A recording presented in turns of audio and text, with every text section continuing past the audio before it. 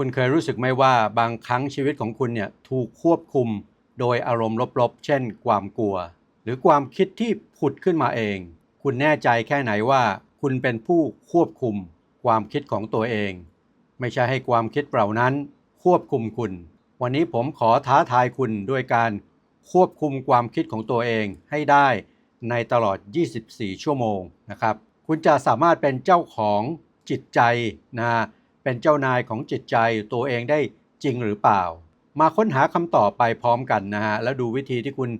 จะกลายเป็นเจ้านายความคิดของตัวเองอย่างแท้จริงนี่คือ Strategic Man Podcast การลงทุนที่ดีที่สุดคือการลงทุนในการพัฒนาตนเองทำไมเรื่องนี้จึงสำคัญเพราะถูกความคิดควบคุมโดยไม่รู้ตัวนะฮะคุณเคยหยุดคิดไหมว่าความคิดของคุณเนี่ยมีอิทธิพลต่อชีวิตของคุณมากแค่ไหนนะตั้งแต่ตื่นนอนนะจนกระทั่งเข้านอน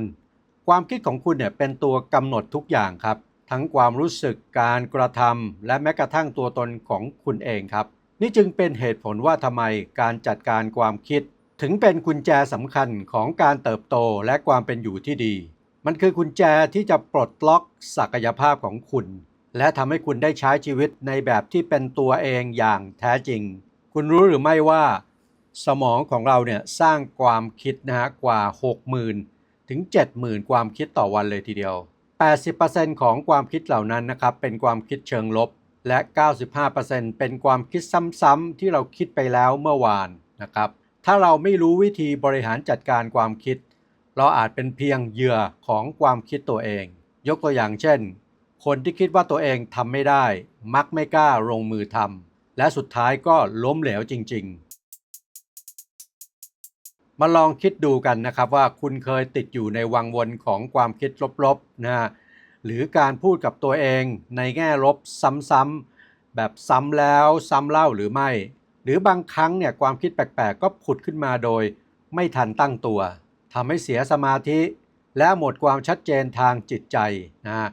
ราวกับว่าคุณกำลังพยายาม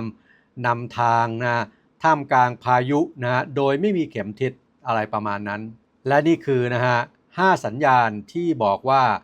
คุณถูกความคิดของคุณเนี่ยควบคุมตัวคุณเองอยู่นะครับข้อ1นะฮะสัญญาณที่1นะฮะคุณคิดมากเกินไปนะฮะหรือว่าเขาเรียกว่า over thinking นะฮะคือทุกปัญหาเนี่ยที่ผ่านเข้ามาหรือว่าอยู่ในห้วงความคิดเนี่ยมันดูโอ้โหใหญ่โตแล้วก็มันวนเวียนอยู่ในหัวแบบไม่รู้จบเลยนะฮะวนไปวนมานะครับสัญญาณที่2นะฮะคุณปล่อยให้อารมณ์นำพาชีวิตคุณครับคือบางทีก็โมโหง่ายนะฮะเครียดบ่อยอะไรมากระทบก็หงุดหงิดฉุนเฉียวไปหมดนะฮะสัญญาณที่3นะฮะคุณเชื่อในความคิดทุกอย่างที่สมองบอกนะฮะคือเวลาสมองบอกอะไรมีเสียงกระซิบอะไรมาเนี่ยบอกเช่นบอกว่าคุณทำไม่ได้หรอกคุณก็เชื่อเลยว่าคุณทำไม่ได้นะฮะโดยที่ไม่มีเหตุผลอะไรทั้งสิ้นเลยสัญญาณที่4นะคุณติดอยู่ในอดีตหรือว่าคุณกังวลในอนาคตมากเกินไปนะฮะไม่ได้ใช้ชีวิตอยู่กับปัจจุบันจริงๆนะฮะแล้วก็สัญญาณที่5นะฮะคุณไม่มีสตินะฮะคือพูดง่ายๆคุณตอบสนองต่อสิ่งรอบตัวแบบอัตโนมัตินะฮะโดยไม่รู้ตัวนะฮะวิธีเป็นเจ้านายของความคิด พวกเราทุกคนเนี่ยต่างเคยเจอสถานการณ์แบบที่ผมกล่าวไปสักครู่ที่มันแสดงผ่านออกมาทั้ง5สัญญาณเนี่ยนะฮะซึ่งมันอาจจะแตกต่างกันไปแต่ละบุคคลนะครับแล้วก็รู้สึกเหมือนว่าตัวเราเนี่ยกลายเป็นเหยื่อของความคิดของตัวเองนะฮะมากกว่าที่เราจะเป็นผู้ควบคุมมันนะฮะราวกับว่าความคิดนะมันมีชีวิตของมันเองและเราเนี่ยทำได้แค่ไหลไปตามมันครับ ความจริงก็คือคนส่วนใหญ่นะฮะมีปัญหาในการจัดการความคิดของตัวเองครับไม่ใช่เพราะว่าพวกเขาอ่อนแอนะฮะหรือว่าไม่ใช่เพราะเขามีข้อบกพร่องแต่เป็นเพราะพวกเขาไม่รู้วิธีการจัดการมันอย่างมีประสิทธิภาพต่างหากครับข่าวดีก็คือการควบคุมความคิดเนี่ยไม่ใช่เป็นเรื่องที่เป็นไปไม่ได้นะฮะเพราะว่ามันมีเทคนิคมีกลยุทธ์ที่เหมาะสมอะไรมากมายนะที่คุณสามารถเรียนรู้ที่จะควบคุมความคิดของตัวเองได้นะครับ แล้วก็พอเราควบคุมได้เนี่ยเราก็สามารถสร้างจิตใจที่สงบนะฮะและมีสมาธิมากขึ้นได้ครับเอาละเรามาเริ่มกันนะฮะมาดูเทคนิคอันที่1ก่อนก็คือในเรื่องของการที่เราจะบริหารจัดการอารมณ์นะฮะอันดับแรกเนี่ยเราต้องแยกแยะให้ออกนะระหว่าง ความจริงนะกับความคิดนะครับคือให้คุณระบุนะแล้วก็ท้าทายรูปแบบความคิดด้านลบนะเสร็จแล้วแทนที่มันด้วยความคิดที่สร้างสรรค์และเป็นประโยชน์มากขึ้นนะฮะคือพูดง่ายๆเปรียบเสมือนว่าคุณเนี่ยรีเซ็ตสมองของคุณใหม่ให้ทำงานเพื่อคุณนะแทนที่มันจะต่อต้านคุณ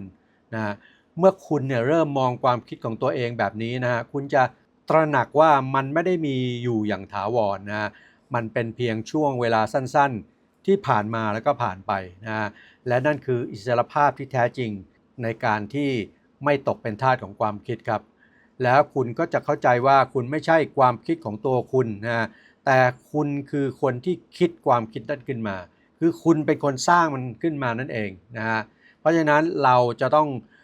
เป็นคนสร้างมันเราจะต้องเป็นเจ้านายของมันนะฮะและไอ้ความคิดของคุณเนี่ยมันก็เป็นแค่ลูกน้องของเรานะฮะดังนั้นการควบคุมความคิดไม่ได้หมายถึงการกดข่มหรือพยายาม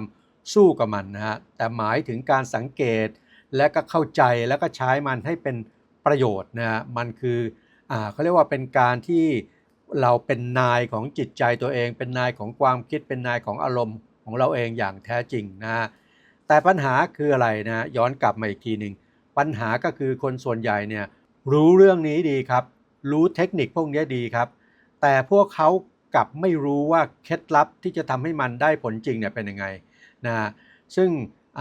ไอ้เคล็ดลับเนี่ยเขาเรียกว่าอะไรเขาเรียกว่าmeta thinking ครับคือการคิดเกี่ยวกับความคิดของตัวเองคือบางทีเนี่ยพอเราเกิดความคิดอะไรเราคิดว่ามันเป็นตัวเราแต่ความจริงมันเป็นแค่ความคิดความรู้สึกที่มันเกิดขึ้นมามันไม่ใช่ตัวเราเพราะฉะนั้นเราคิดมันได้เราเข้าใจมันได้เราthinking เกี่ยวกับมันได้ซึ่งก็เรียกว่า meta thinking นะฮะ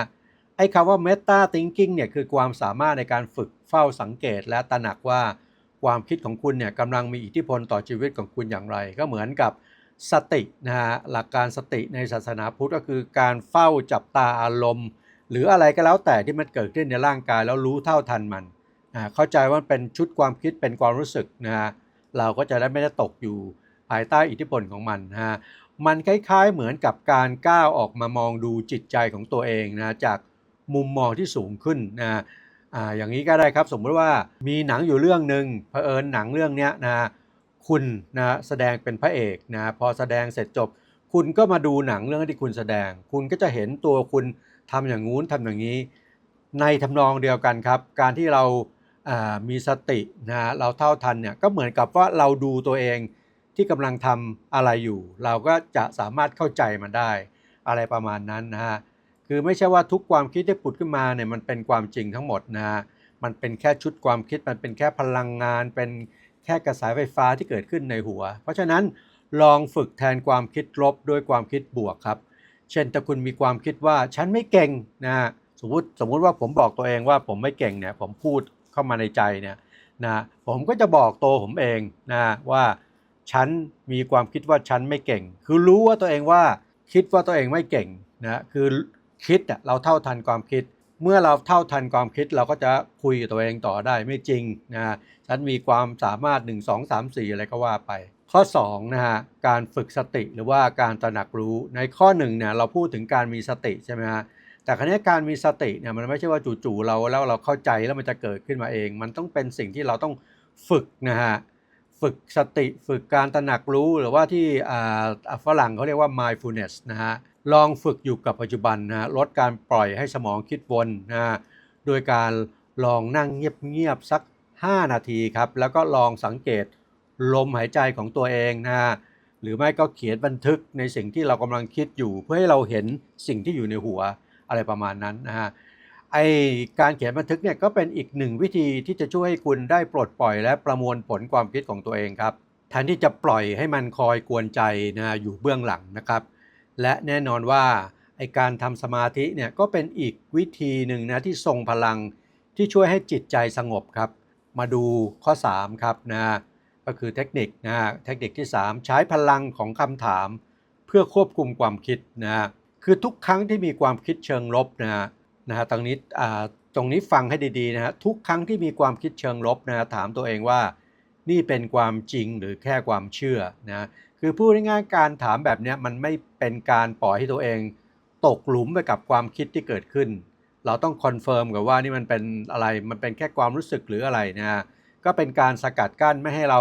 ตกเป็นทาสของความคิดได้นะฮะมาดูตัวอย่างครับยกตัวอย่างเช่นถ้าคุณคิดว่าฉันไม่มีทางทำสำเร็จนะฮะให้ถามว่ามีหลักฐานอะไรที่บอกว่ามันเป็นไปไม่ได้นะฮะเราแค่คิดเราแค่มโนขึ้นมาเองใช่ไหมนะฮะแล้วก็มาดูเทคนิคที่4นะครับเปลี่ยนโฟกัสเปลี่ยนชีวิตครับแทนที่เราจมอยู่กับปัญหานะฮะให้ตั้งคำถามว่าฉันทำอะไรได้บ้างฉันทำอะไรได้บ้างที่นอกเหนือจากมานั่งอมทุกข์นั่งจมอยู่กับปัญหานะฮะยกตัวอย่างนะเช่นถ้าเกิดคุณกลัวการพูดในที่สาธารณะเนี่ย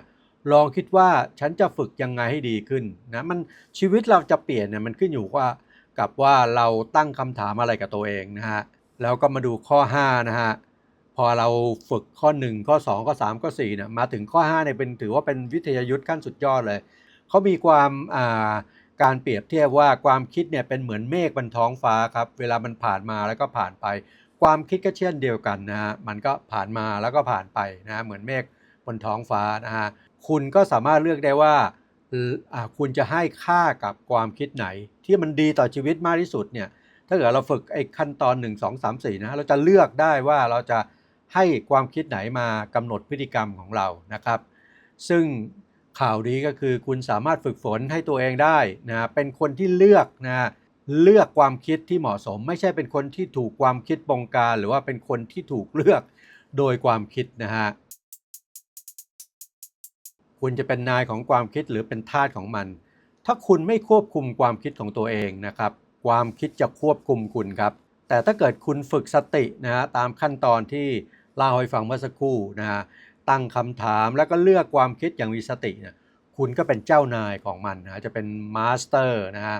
ของชีวิตคุณเองนะครับผมแนะนำนะให้คุณลองท้าทายหรือว่า challenge ตนเองนะเป็นเวลา7วันทำให้5ขั้นตอนนะฮะฝึกมันนะฮะ7วันนะฮะแล้วลองสังเกตดูซิว่าความคิดของตัวคุณเนี่ยคุณควบคุมมันได้นะฮะคุณจะเท่าทันมันได้ดีแค่ไหนลองฝึกดูลองท้าทายลอง challenge ตัวเองดูนะฮะทุกครั้งที่มีความคิดเชิงลบเนี่ยให้ถามว่ามันจริงไหมนะเปลี่ยนมันเป็นคำถามที่สร้างพลังที่ทรงพลังนะเช่นฉันจะเรียนรู้อะไรจากเรื่องนี้นะสุดท้ายนะครับการเป็นเจ้านายของความคิดตัวเองเนี่ยเป็นเส้นทางที่ต้องฝึกฝนไม่ใช่ปลายทางที่ไปถึงได้ในทันทีนะมันต้องอาศัยการฝึกฝนอดทนและพยายามอย่างต่อเนื่องครับแต่ผลลัพธ์ที่ได้เนี่ยมันสุดแสนจะคุ้มค่าครับเพราะว่าการเป็นนายของความคิดเนี่ยมันสามารถเดินไปในทิศทางที่เราต้องการไปได้นะฮะหรือว่าเพราะมันนำไปสู่ชีวิตที่เต็มไปด้วยความสงบนะฮะความชัดเจนและอิสรภาพภายในนะครับคือถ้าเกิดคุณต้องการเรียนรู้การเป็นโค้ชนะฮะให้กับตัวคุณเองเนี่ยเพื่อพาตนเองก้าวข้ามปัญหานะอุปสรรคในชีวิตนะและพาตนเองไปสู่เป้าหมายแห่งความสำเร็จเนี่ยนะโดยไม่จำเป็นจะต้องไปจ้างโค้ชนะที่มีค่าใช้จ่ายสูงเนี่ยผมขอแนะนำให้เรียนการเป็นโค้ชให้ตนเองนะฮะในคอร์สออนไลน์นะ Self Coaching Mastery ด้วยกรอบการโค้ชนะแบบอริยสัจสี่นะที่ประยุกต์จากพุทธศาสนานะแล้วนำมาผสมผสานกับหลักการ NLP นะหรือว่า Neuro Linguistic Programming นะไม่มีใครเข้าใจคุณได้ดีเท่าตัวคุณนะฮะสมัครสมาชิกระดับคอร์สออนไลน์ของช่อง Strategic Man วันนี้นะครับแล้วเริ่มการเป็นโค้ชที่ดีที่สุดให้กับตัวคุณเองเลยครับสุดท้ายนะฮะอย่าลืมกดไลค์กดติดตามกดกระดิ่งนะฮะกดแชร์พอดแคสต์นี้ไปให้เพื่อนๆและคนที่ท่านรักด้วยนะฮะสำหรับวันนี้นะครับสวัสดีครับขอบคุณครับนี่คือ Strategic Man Podcast การลงทุนที่ดีที่สุดคือการลงทุนในการพัฒนาตนเอง